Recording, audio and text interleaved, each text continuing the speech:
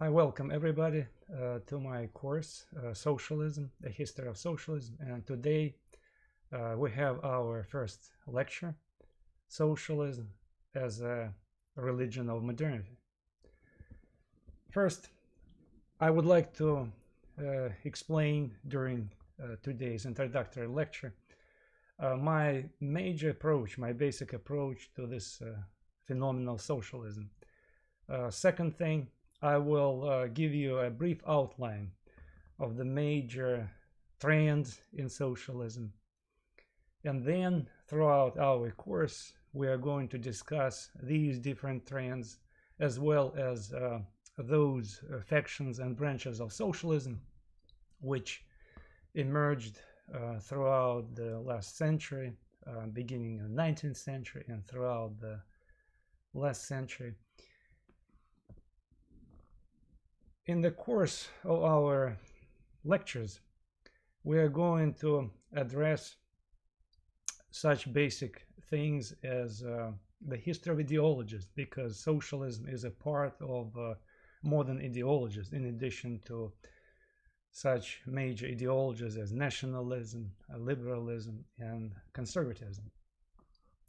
We will explore how socialism had been born in Europe and how gradually it spread around the world, and how in the course of its assimilation socialism acquired national forms. But I would like to start my lecture with a small story. August 1992, I lived in New York at that time. One of the evenings on August 1992, I was sitting in a church building in Manhattan, in New York City. There is a Washington Square, and nearby there is a Methodist church, which doesn't function anymore. But at that time, it partially functioning, and the minister provided the facilities of the church for the meeting of our group. What was the name of the group? Marxist Humanists. So at that time, I was part of this group. In a dark room in the evening, we were sitting, a small group of people, about 15, 16. The group was headed by a teacher, college teacher, who was teaching political economy, and his wife, she was a lawyer, and it was a multifaceted group which included mostly intellectuals from New York City, also a couple of unemployed people, one mentally ill person, and a few students from New York colleges. But the reason I'm going to emphasize this story, it's kind of a spearhead, or it will help you to see what is going to be our angle, how we're going to approach socialism.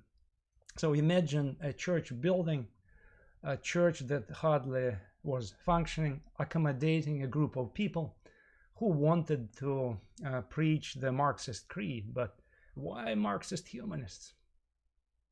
That was the name of our group. The goal of the group was to humanize Marxism.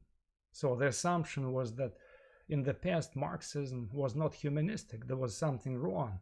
It was distorted. So this group wanted to cleanse the image of socialism by humanizing Marxism. Okay. And the group emerged actually in the 1950s. It was launched by a woman, Raya Dunayevskaya, a Russian Jewish immigrant from Western Russia, who moved to the United States, and she worked in the 1930s with Leon Trotsky. Leon Trotsky, you know, one of the major spearheads of radical socialism in the last century. So that was the group. Okay. The reason I'm sharing with you the story is to highlight that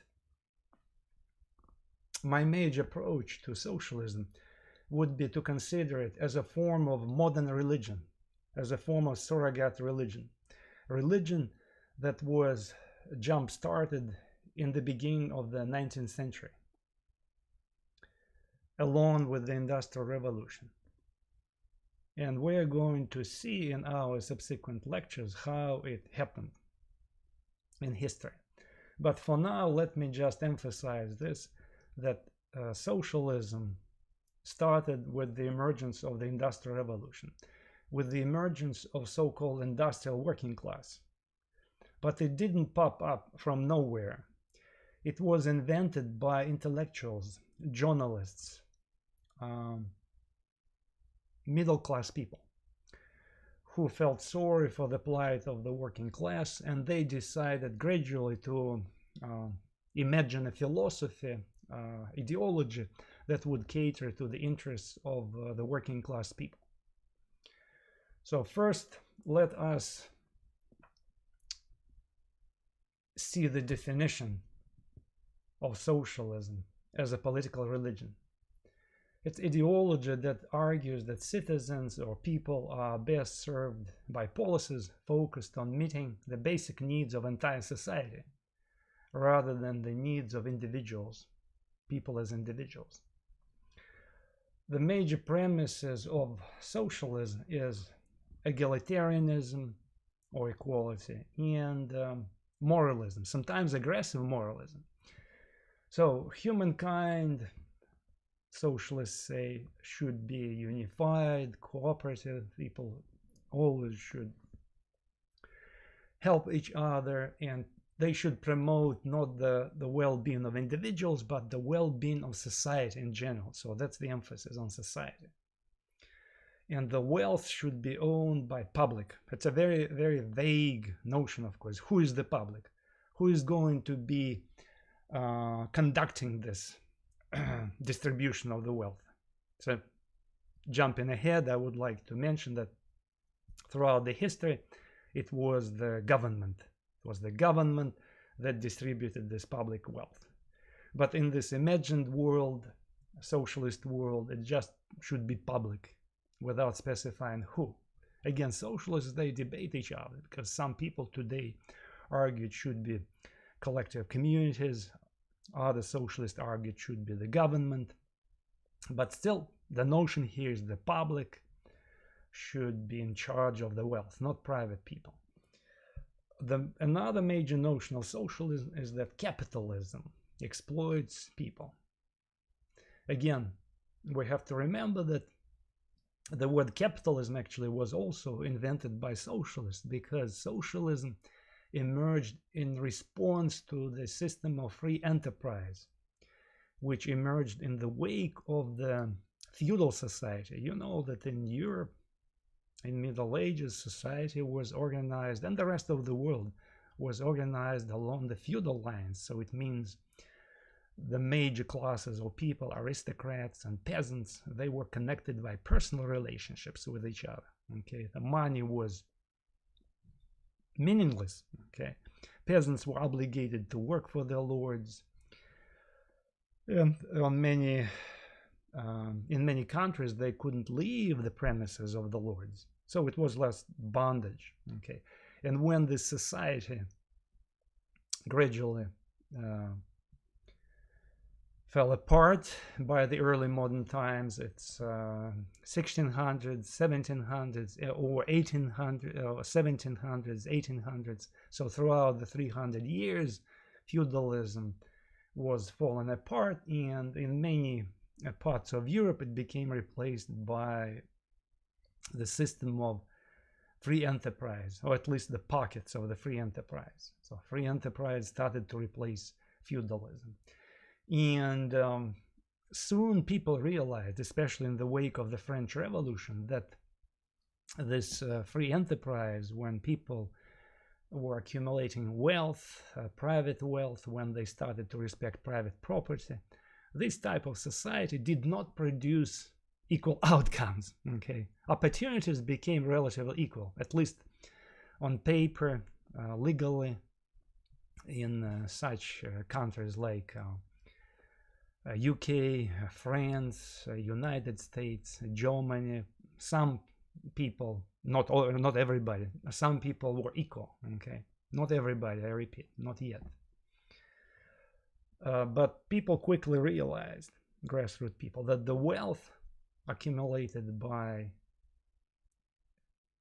middle class through this private enterprise system did not lead to the equality of outcomes, and that was upsetting to many working class people and intellectuals who felt sorry for the plight of the working people who worked at these first factories during the Industrial Revolution. With the rise of Industrial Revolution in England, in France, the first factories were frequently called satanic mills, oppressive mills, which subjugated people, where people were working in crowded conditions, and it was for many people upsetting. Although formally the status of workers increased during the Industrial Revolution, they made more money than those folk who stayed in the countryside, but still, compared to the middle class people who lived in cities,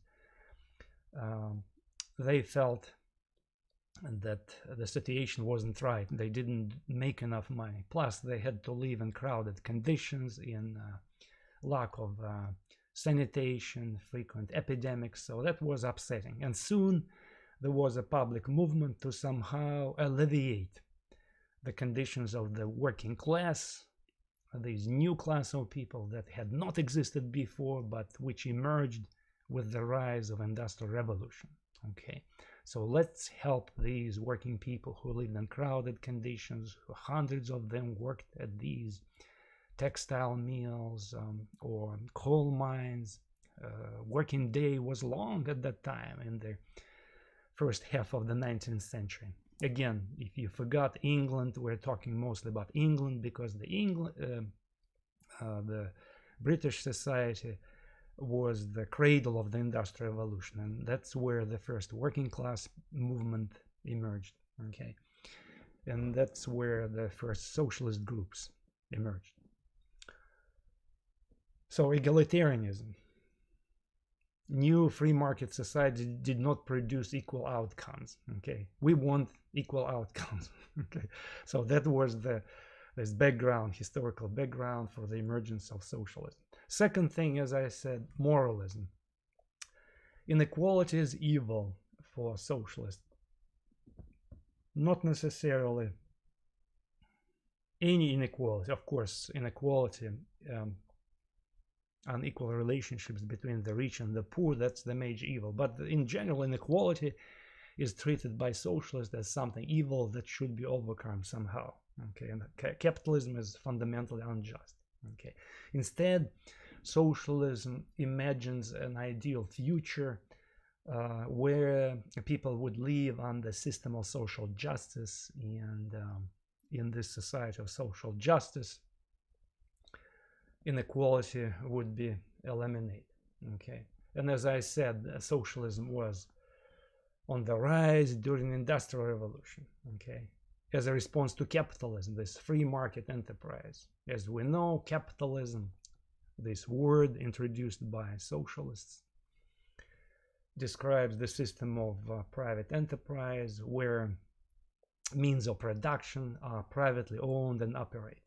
Okay, distribution is determined by a free market rather than by a state, and the whole system is moved by this law of supply and demand. Okay, the first person who introduced this term socialism was a British industrialist. Okay, he was actually a textile manufacturer who owned a few textile factories. His name was Robert Owen. Okay, so he introduced this word to describe this cooperative society where people live like brothers and sisters, and we're going to talk more about him next time during our lecture on so-called utopian socialists. So Robert Owen, who owned a few textile factories, felt sorry for his workers, and he decided to do something to help them. He cut the working hours, he introduced the first welfare system, but at the same time he practiced a strict discipline. He was a very authoritarian guy, disciplinarian, so he basically policed how they lived their life, how they lived their life at home, what they ate, what they drank, what their children did. So he was very anal about it. Okay. Sometimes historians argued that the roots of socialism are located in ancient times. Sometimes we can see books published on Inca socialism, so this ancient Native American society in South America, or sometimes I saw in literature these references that some medieval eschatological sects, they preached poverty, Christian poverty. They were also socialist sects. I disagree with this. Again, I want to let you know that my position is that socialism, what we call socialism, it's something that emerges in modern times. It's the child of modernity. It's a modern religion, as I said. We can talk about the socialism predecessors or some cultural setting, okay, prerequisites for socialism, which had been created in human history in different types of societies, okay, which made these societies susceptible late in modern times to the introduction of socialist ideology, okay, like the Russian traditional society, Chinese traditional society, some Native American societies in such countries like Mexico, Peru, okay. But at the same time, we cannot say that these ancient sects, movements, ideas were socialism. For example, if in Judeo-Christian tradition we see such powerful religious trend, so-called monastic poverty or Christian poverty, when some religious sectarians argue that, oh, we have to be humble and poor like Jesus Christ, like he was a fisherman, and we have to be poor and barefoot, live this humble life. You know, it's not socialism yet. Again, socialism is a child of modern society. It's something that makes this an ideology. It's an organized movement. Okay.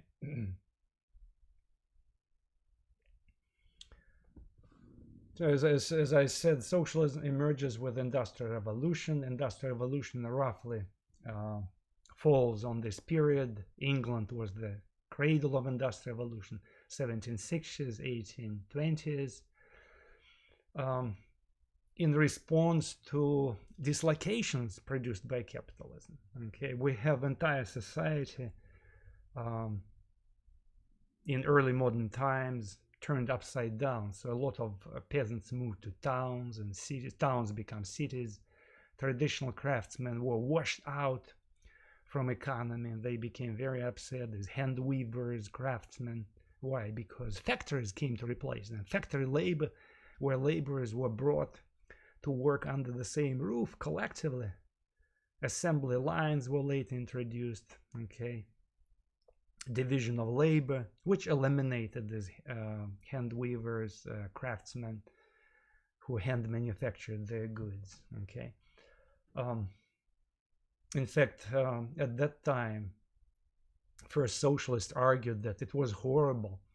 They believed, the first socialists, that this dislocation, the Industrial Revolution, so much uprooted people that people lived a very bad life. And they actually said, some of them said that their living standards were very low compared to what had existed before. Okay. And if, for instance, you read one of the books written by Friedrich Engels was a comrade of Karl Marx, a person whom we will briefly mention today. The book is called The Conditions of Working Class in England, and published in 1844. In this book, Engels described the living conditions of working class in England, as so miserable that medieval peasants, cast against this industrial landscape, in his eyes, enjoyed a really good life. So, reason I'm stressing this is to show you that this vision of misery, complete misery, that had been produced by industrial revolution, it was a very powerful notion at that time. Okay, and that's what was feeding these ideas, the first ideas of socialism. Okay, in fact, as late as 1950s, there was still a debate among historians in primarily England about the industrial revolution. Did it improve the living conditions of working class or not? Okay, and of course, people on the left historians argued, oh, it was misery, it was bad. But when let's say libertarian historians stepped in, like Friedrich Hayek, they said, no, living conditions of working class did improve. Okay, the left historians started to argue, oh yes, maybe in terms of numbers, working class people, they did by the end of the 19th century improve their living condition. They started making more money, but living standards is a very relative thing. So it's about our expectations. So compared to what? So they started to argue that compared to what middle class were making by the end of the 19th century, working class was still miserable. Yes, compared to some people of Russia, Africa, English working class were like well-to-do people, but compared to the middle class people back in England, so their living conditions were bad. So that is why these left historians in 1950s argued, started to talk about so-called relative poverty. Okay, so there was a debate. But in the hindsight, we do see that the Industrial Revolution dramatically improved the living conditions of the working class people. Okay, by the 1860s, English working class enjoyed much better living standards than other people of the world, except the United States. Okay, where working class people also made much more money than workers in other countries. Okay, the diet was better. The diet of the people was better in England and Eastern United States. These factories. Okay, and the birth rate increased dramatically.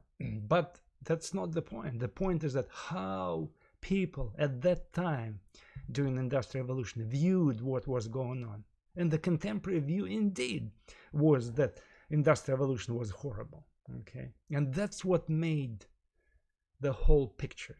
Ironically, criticizing the modern industrial society in the first half of the 19th century, socialists, these people who followed Robert Owen, and conservatives, especially conservatives who loved old Middle Ages, glorified Middle Ages when peasants and lords lived together in this pastoral lifestyle, they were unified in their criticism of the industrial society.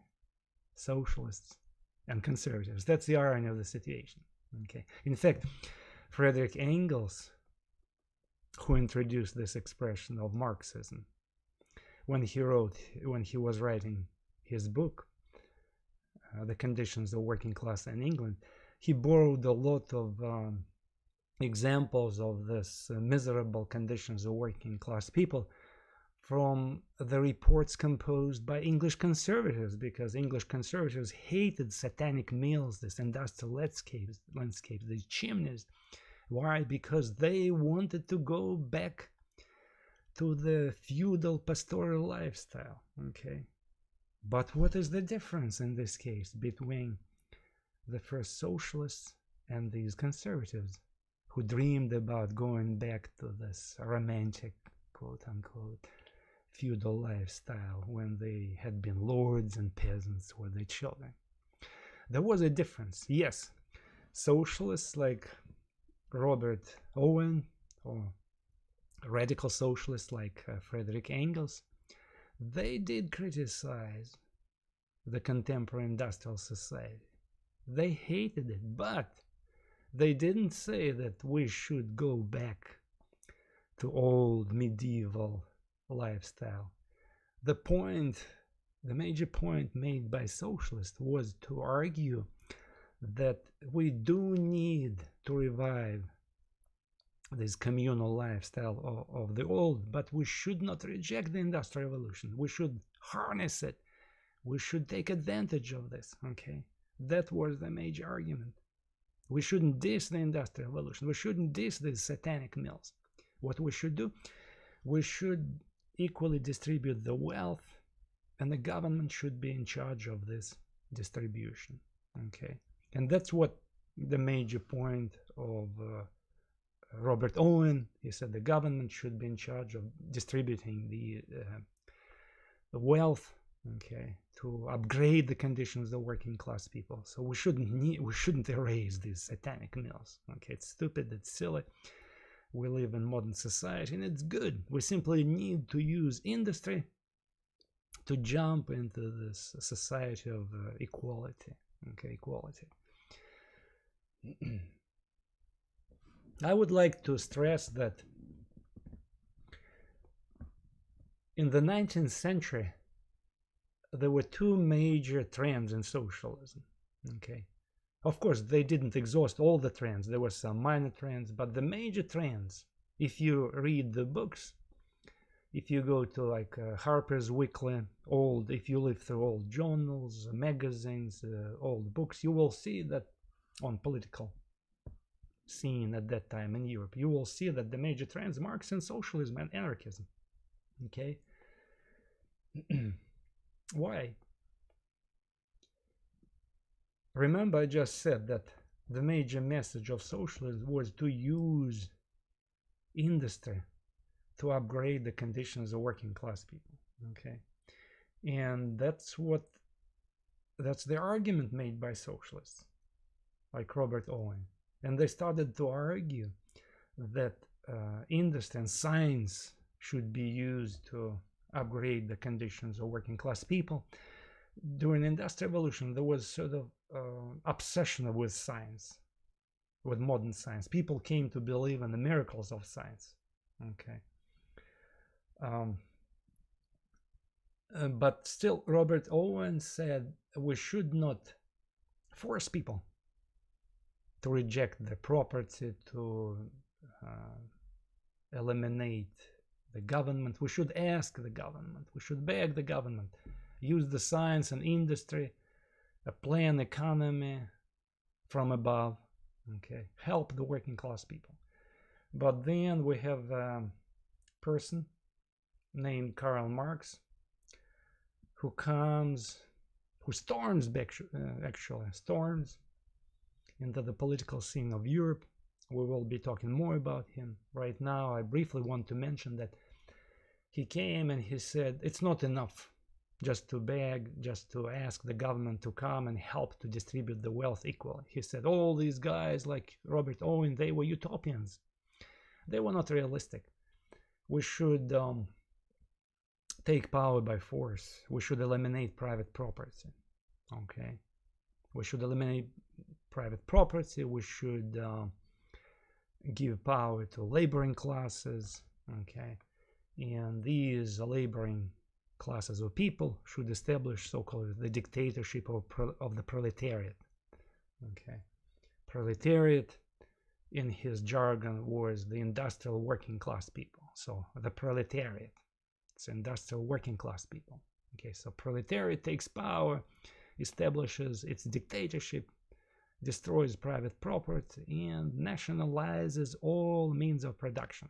Okay, and he actually argued that that would be the scientific approach. Okay, he blamed people like Robert Owen in being utopian. He said, you utopians, you are not realistic, so nobody will give up private property. You have to force people to do it. Okay, and his doctrine, his teaching becomes very popular, not so much in England, by the way. In England, still tradition introduced by Robert Owen that was very powerful. But in continental Europe, what Karl Marx had to say became very popular, okay?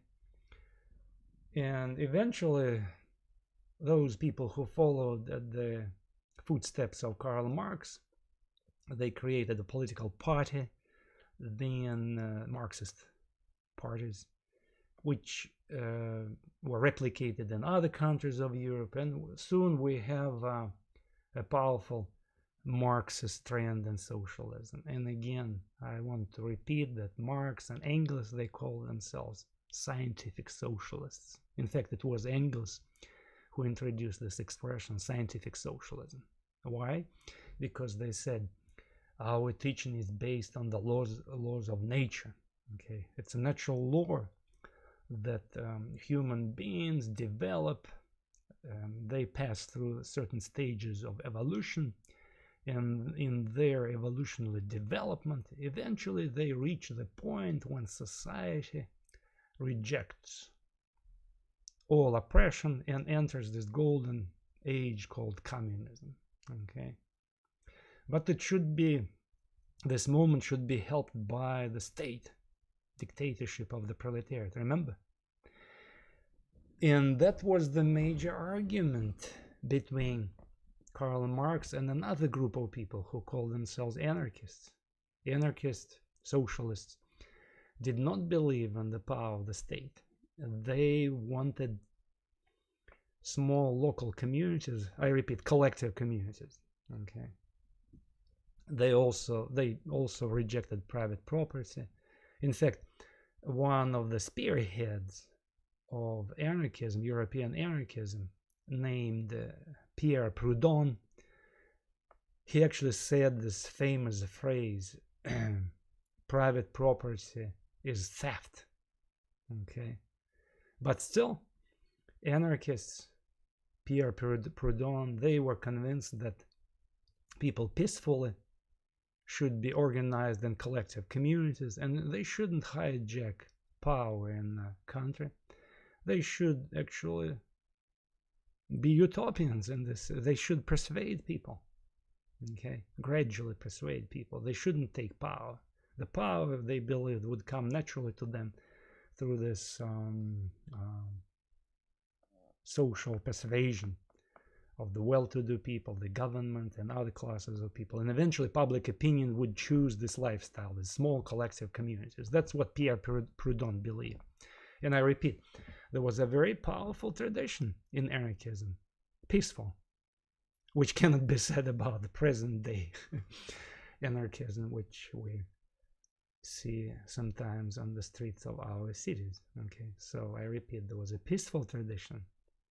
Although, I repeat, in Karl Marx's lifetime, there was another man who also promoted anarchism. His name was Michael Bakunin, a Russian revolutionary who believed in violence. Okay, so he comes after Pierre Proudhon. So Michael Bakunin comes to the picture in 1860s, 1870s. Okay, and he said that the state should be smashed, private property should be eliminated, violence should be used against the state. And eventually we do need to give power to these local collective communities. See, Pierre Proudhon and Michael Bakunin, they were very different in their approach to how power should be taken. Okay, but in the course of history development, especially in the beginning of the 20th century, what we see, this tradition of anarchism gradually being phased out. Okay, it did not become popular. It was marginalized. Why? Because we have the rise of big, powerful states. People became worshippers of the state. People became involved in the unending wars. Okay, let me remind you, the beginning of the 20th century, a bunch of local wars. At the turn of the 20th century, Spanish-American War, Russo-Japanese War, Anglo-Boer War, Okay, a Balkan War in 1912, and eventually what? First World War, a bloody war. A war. What happened as a result of the war? As a result of the war, we have a huge mobilization of people. This martial sentiments became powerful. Okay, and then we have what? Dictatorships come into the picture in the interwar period. A bunch of countries all over the world became dictatorships. You can count democracies on what? On one hand. Switzerland, what? Czechoslovakia in interwar Europe. That's it. So all others were either left over empires or constitutional empires like Sweden, or constitutional states, constitutional monarchies like England, for example. But the rest of the countries were dictatorships. And then you have the Second World War. What happened during the war? People are mobilized. People worship the state. People worship the so-called big man. Okay. Ideas of local self-government, ideas of local economy, local autonomy, they become unpopular. And that's how eventually anarchism was marginalized in a natural way.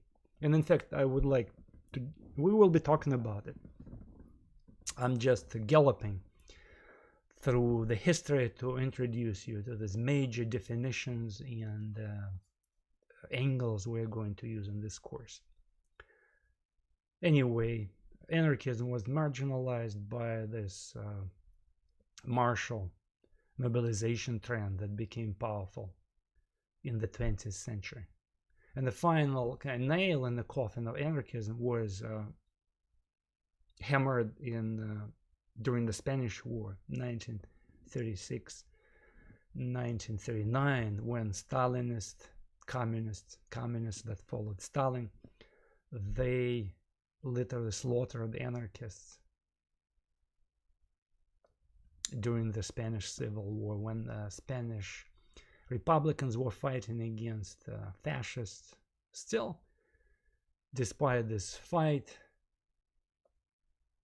socialists were fighting among themselves. So communists were killing anarchists on the orders of Stalin, because Stalin wanted all socialists to be subjugated to his control during this war. Okay, so that was basically the end of anarchism as a influential trend in the socialist movement. It did continue to exist, but very, very marginal. So that is why when we move further to the 20th century, we see that the two major trends of socialism were other trends, two different trends. See, anarchism is not here anymore. Okay, what we have instead, it's Marxian socialism or communism. Okay, and social democracy. So two major trends. Sometimes some historians, sociologists, political scientists, they believe that we shouldn't explore them together, the social democracy, which sometimes is called a reformed version of socialism. Okay, sometimes people use democratic socialism. There is a small argument that, oh, you cannot say that democratic socialism and social democracy is the same, but they, make a long story short, they're very similar. Okay, because social democracy, democratic socialism, it's basically a reformed version of socialism. Okay, it's not so radical version of socialism. But on the other hand, we have communism or Marxian socialism, which is a militant version of socialism. Okay, so these are the two major trends in socialism. As I said, some scholars don't like them to be considered together. In fact, they said, look, communism, Marxian socialism has nothing to do with socialism. Sounds bizarre, but a lot of people to the present day believe this. Okay, they said communism is evil. It should be totally disentangled, dissociated from socialism. Socialism, real socialism, social democracy is something good, something noble. Okay, I want to share with you a curious story. 3 years ago, I went to a conference in Tallinn. Tallinn, it's a capital of a small state of Estonia. Maybe you heard about this country. It's called sometimes e-country. So everything is done on internet there. Anyway, I met at a conference, political science conference. I met a scholar, a very influential scholar. In fact, I can mention his name. It's not a secret. Archie Brown. Archie Brown is a wonderful man. He wrote the best book on the history of communism. It's a very bulky book, like 600 pages, I think, 600 or 700 pages, huge book. It's called Communism, A History of Communism. And I told him, introduced myself, I said, Dr. Brown, I'm such and such person, glad to see you. And I told him that I was going to teach a course on socialism. And he said, oh, great. And then I said, I'm going to use your book. Oh, wonderful, wonderful. At the same time, he told me, oh, Andrei, be careful, be careful. I said, what do you mean? Never say that communism was part of socialism. Don't tell students this. I said, well, why? Communism has nothing to do with socialism. So do use my book, but use it with reservations. See, it's I don't know about his ideology, his biases. As I said, his book on its own, it's a great book on the history of communism. But I just, I saw this desire to separate these two trends, you know. In my mind, how can you separate them? Because they were actually so entangled with each other throughout history. And in fact, we will see throughout this course that social democracy, in fact, a great part of social democracy, let's say 80% of social democracy, it emerged from Marxism. It became a reformed version of Marxism. But still, there is a powerful trend to separate them. So that's one of the major goals of my course. I'm using this opportunity to alert you from the very beginning that, in my view, we should consider these two trends together. Okay, they marched under the same red flag, but they preached different versions of socialism. Okay, one, communism, was a militant version, and social democracy was a soft, reformed version of socialism. Again, I want to mention you another thing. Since my major approach in this course to socialism will be to consider socialism as a form of modern religion,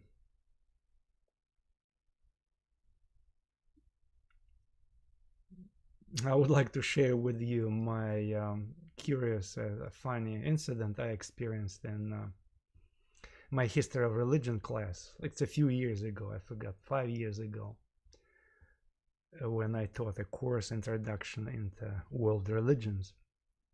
Again, I want to make a point that we should not consider these two things separately. When I mentioned in my course, again, it was an introductory lecture, and I said, guys and girls, we're going to learn about different religions, Christianity and Islam, Buddhism, and we're also going to talk about major factions in the world religions. For example, we're going to explore Protestants and Catholics as the two major factions in Christian religion. And I remember one girl raised her hand. She was in the back seat, and she said, oh, Dr. Z, Catholics ain't no Christians. And I said, that is why I'm going to teach this course. So that's the point I'm trying to make. So we can say that communist ain't no socialist, but it doesn't change the picture. Okay, you can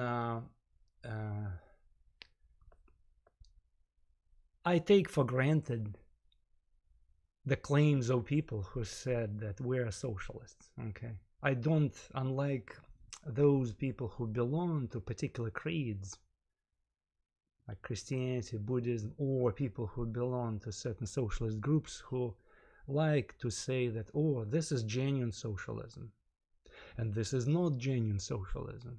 This is true socialism. This is not true socialism. I'm not going to do this stuff. Okay, as a historian, I take for granted the claims of the people. If they called themselves, or if they call right now themselves socialists, I take it for granted.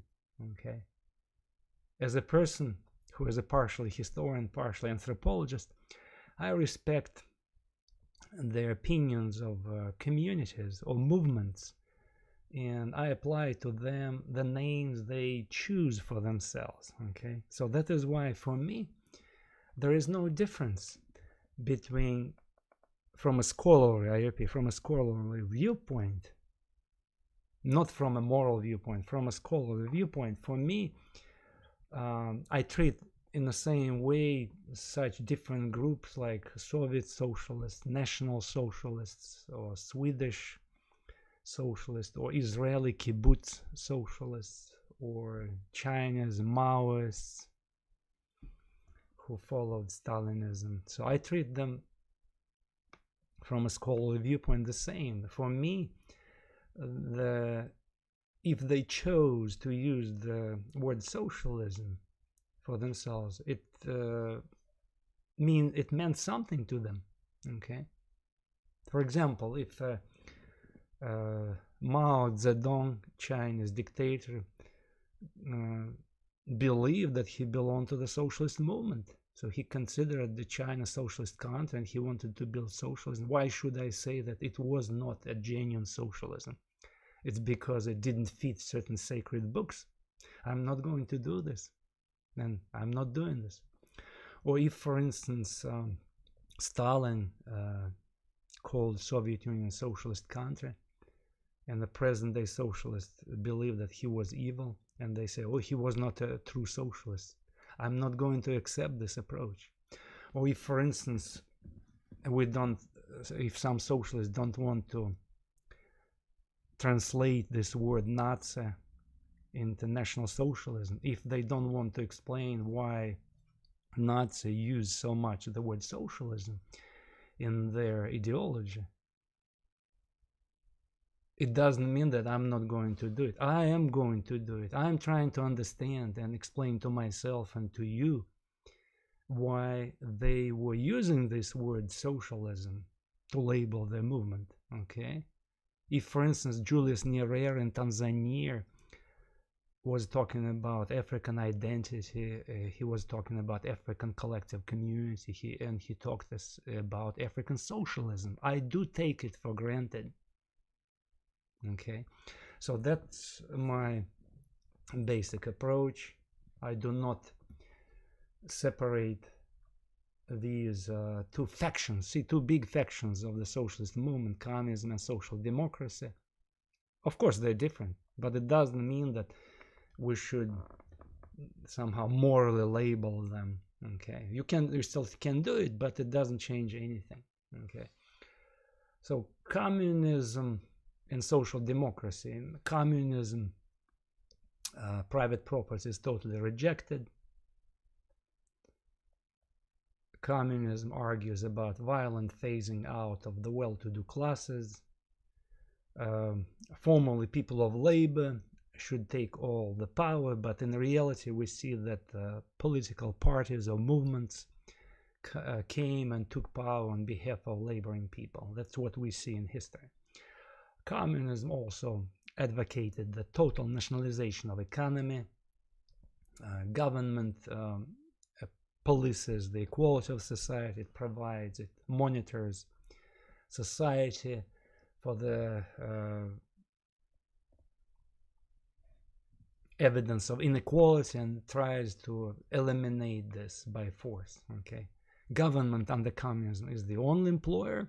Okay, government also controls social life, culture, education, Government also practices political correctness, so tells people what to do, how they should think, and so forth and so forth. On the other hand, a social democracy, it's something that eventually grew out of Marxism, okay? Because by the end of the 19th century, some of the followers of Marx, I'm not going to give you any names right now, we will learn it later. Anyway, when by the end of the 19th century, some of the followers of Karl Marx saw that working class people started to enjoy good living conditions, their living conditions significantly improved, and they didn't want to go to barricades. They said that, oh, the original message of Marxism was not exactly right. The labor conditions were not miserable anymore. We should somehow to reconsider this major premise of Marxism, that power should be taken through the revolution. Okay, we should reform our creed. We should reform our creed. So, and eventually they started to call themselves social democrats, okay, or socialists at the end of the 19th century. In fact, for a while, these words like communism and socialism, they were synonyms. So that's what brings all the confusion, okay? Unlike the present day, when we use communism to label radical militant socialism, and socialists sometimes serves to refer to like moderate democratic socialists. At that time, at the end of the 19th century, they were basically synonyms, okay? Although originally, I repeat, when the word communism was introduced, in fact, by some religious sects who wanted to practice monastic poverty, okay, and Karl Marx picked it up. So they did want to look radical and use this word to separate themselves from people like Robert Owen, utopian socialists. Right? They wanted to say we're communists, so we are for total equality. But then themselves, I repeat, Marx and Engels, they started to use these words as synonyms, which blurred the whole picture and was confusing. But again, I repeat that nowadays we use them in a different context. So communism for a militant version of socialism, and socialism or social democracy for soft reformed versions of socialism. Okay, and the social democracy on this reformed Marxian socialism. Later, by the way, many social democratic parties, it happened in the 1950s, 1960s, many social democratic parties, they simply dropped Marxism, okay? They grew out of Marxism, but eventually they dropped Marxism. Why? Because eventually they started to argue that we can combine socialism and capitalism. It will be like a middle ground. So that's the best way for you to remember the essence of social democracy. It's like a middle ground between socialism and capitalism. See, they argue that socialism and free market can coexist. The free market should be heavily regulated by socialists in power. So you shouldn't kill this cow that brings milk, the cow capitalism. You should squeeze the milk, like sometimes pretty hard, but don't kill it, okay? Because these are our mad cousins, communists. They kill the capitalist cow. We're not going to kill the capitalist cow. So they also believed, social democrats, since the beginning of the 20th century, social democrats believed that they didn't need a revolution to take over power. They said, if we begin to preach welfare state, if we want to argue that working people should enjoy higher taxes, should tax the wealthy people should enjoy higher benefits, higher salaries. So it means that eventually majority of people will vote for us.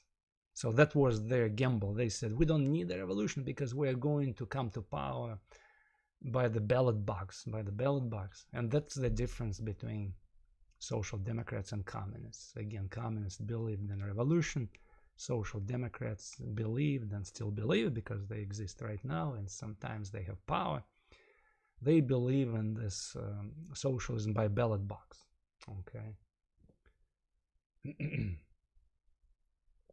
We have social democrats in power in such countries as France, UK, Labour Party, it's basically social democracy, Sweden, Germany, India, Venezuela. Again, the major message is not to confiscate the wealth, but regulate the wealth and heavily distribute the wealth. Distribution, that's sometimes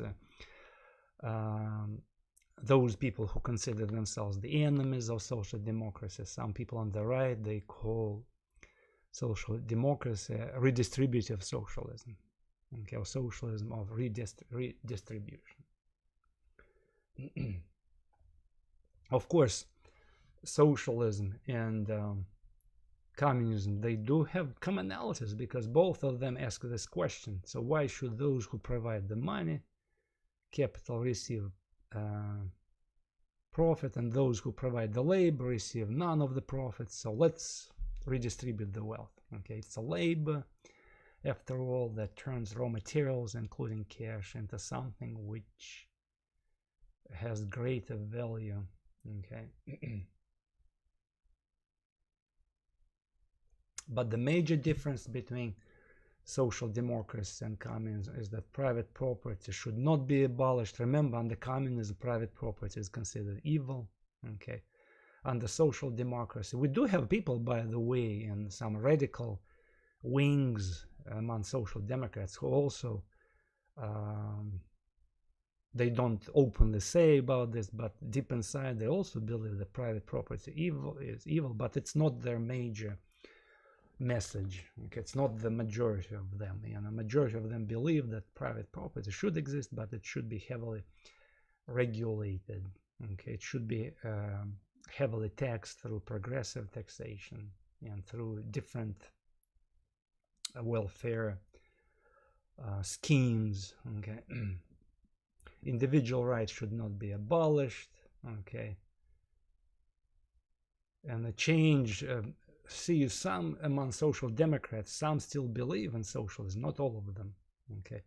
And they believe that if people do come to this final depot of socialism, it should come in a slow, stealth, evolutionary manner, by democratic means. It shouldn't be imposed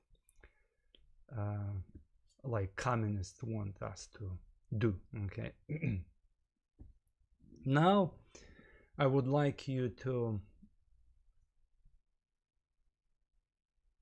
see again the major angle I'm going to do throughout this course. Okay, why I consider socialism in general as a form of modern religion. Okay, going back to what I started with. My major premise is that before modern times, society was controlled by religions. So minds of the people were religious. Okay, people were religious people. So entire society was a religious society.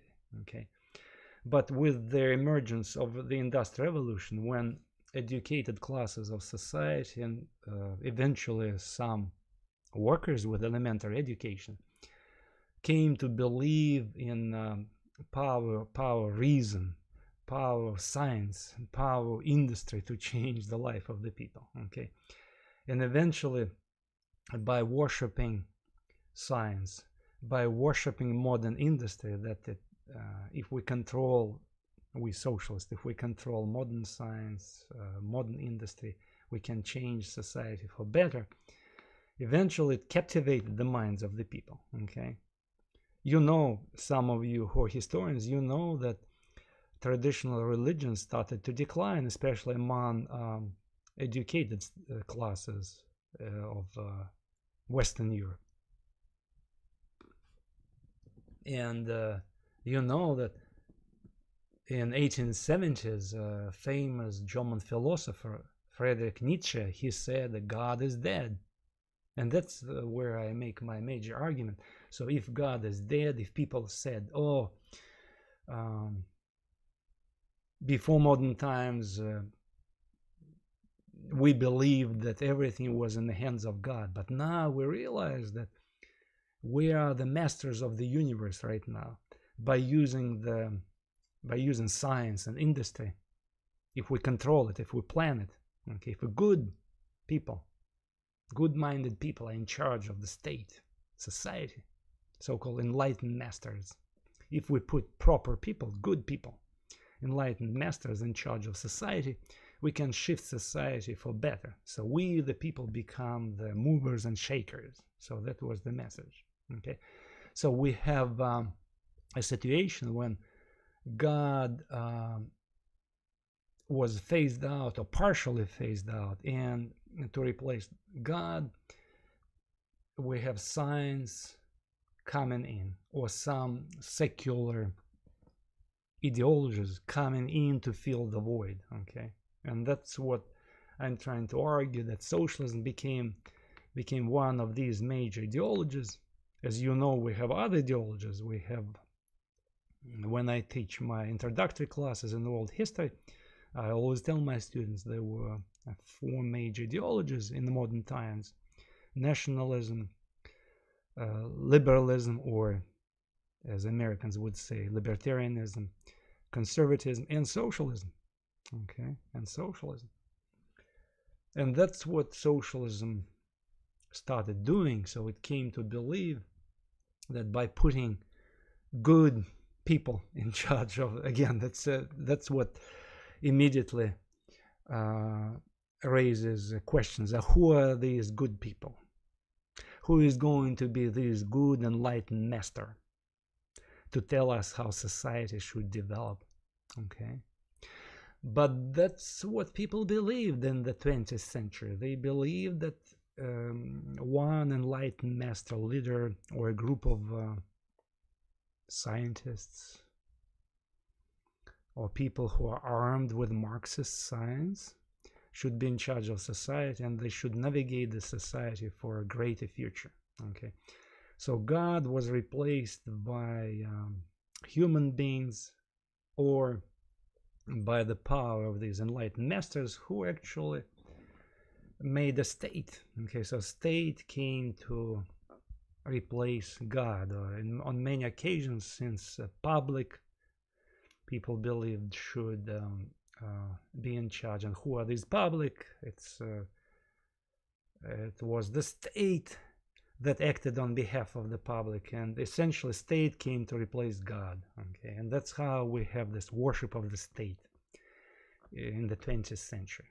Okay, again, it's a metaphor, of course, but that's essentially what it was. Not necessarily socialists, but a lot of other people from other ideologies, they also came to worship the state. Okay, but in socialism, last century, it became one of the major messages. The state, acting on behalf of the people, either eliminates private property in communism or redistributes the wealth on behalf of the public, so making the world better. Okay, so instead of God, we have state. And this process of elimination of the sacred, as you know, started with long time ago with Renaissance. Then we have Enlightenment. Okay, Enlightenment already opened the doors to this secular view of the world, and socialism eventually emerges from Enlightenment. Okay, because when Enlightenment spread around in France and other countries, so people analyzed the experience of the French Revolution that gave power to the middle class, and they said, hey, you established the free market that didn't provide equal outcomes. Okay, so something is wrong with this new society. So it's not enough to eliminate society, a feudal society of lords and peasants. Now we have to work further to eliminate this another unequal society we created on the heels of feudalism. Society where we have bourgeoisie, capitalist rich people, and proletariat, working class people. So we should also improve or eliminate this type of society that emerged on the heels of feudalism. Okay, and that's what people of enlightenment argued, and eventually out of enlightenment, with the rise of industrial revolution, we have the rise of socialism. Okay, on this note, let me end today's conversation, and our next lecture will deal with so-called utopian socialists. Thank you for your attention, and see you next time.